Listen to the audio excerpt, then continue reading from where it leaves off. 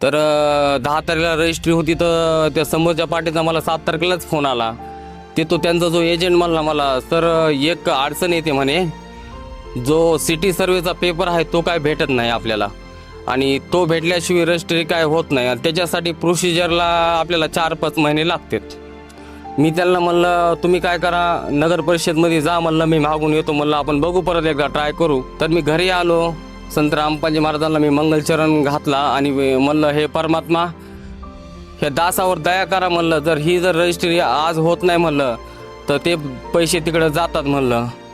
आणि दंडवत घालून मी नगर परिषदमध्ये गेलो, तर एजंटला मी रिक्वेस्ट केली, तुम्हाला हात जोडून विनंती, एकदा चला आपण बघू तिथं.